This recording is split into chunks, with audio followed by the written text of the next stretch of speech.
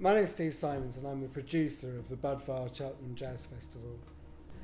I think for people that don't see themselves as jazz fans or don't know anything about jazz, it's really not a problem. I'd like to focus on a couple of artists, for those sort of entry-level people, if you like, that I would advise anybody checking out. The first is Hugh Masekela. His history of music spans the whole history of African jazz. It's extremely uplifting and celebratory, and the root of it is a branch of jazz which is uniquely South African called Township Jive, which is just, it's one of those things that you can't really listen to without wanting to move a little bit, you know. So I think that's going to be a fantastic gig. And what I particularly want to mention is our opening night gig, and this is with the Ruach Gospel Choir. And this is a real celebration of both jazz and gospel.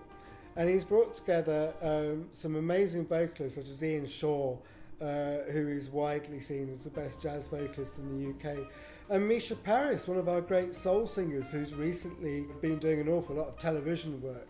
But soul is where she comes from, and she truly is a great R&B voice. It's going to feature 80 members of the choir with about 100 school children and all these very, very special guests who are, you know, the very best of what they do.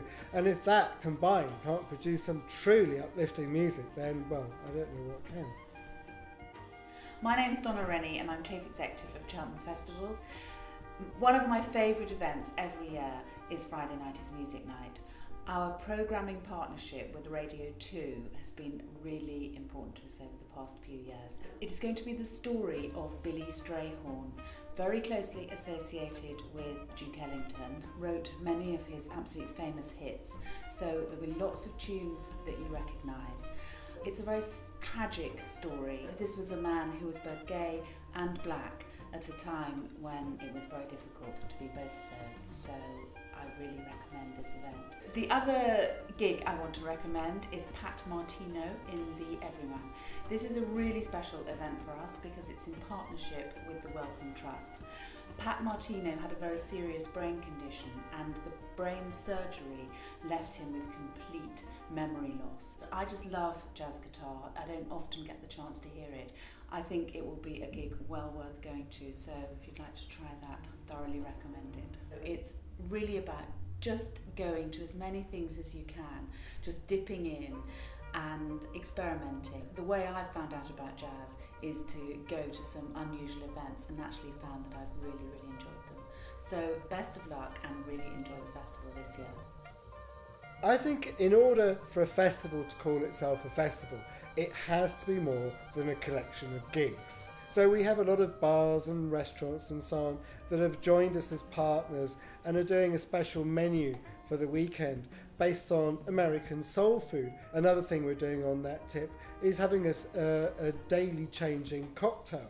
And we've had this fantastic local barman that's invented several of the cocktails for this and a few classics as well. And he's tied them all into this story of the development of jazz. Another entirely different example is dance. We've got a couple of great gigs where we've gone into partnership with local dance class providers.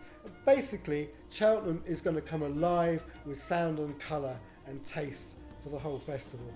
One of the easiest ways of finding out more about what's going on at the Budvar Cheltenham Jazz Festival this year is to look at the website cheltenhamfestivals.com/jazz. You can get on our website, have a listen to the bands before you invest in the price of a ticket, and make sure that you know you're going to like what you hear. But I think the best thing is to go and spend a bit of time on there, try and listen to a few things, and I suspect that you'll discover way more than you realise was out there.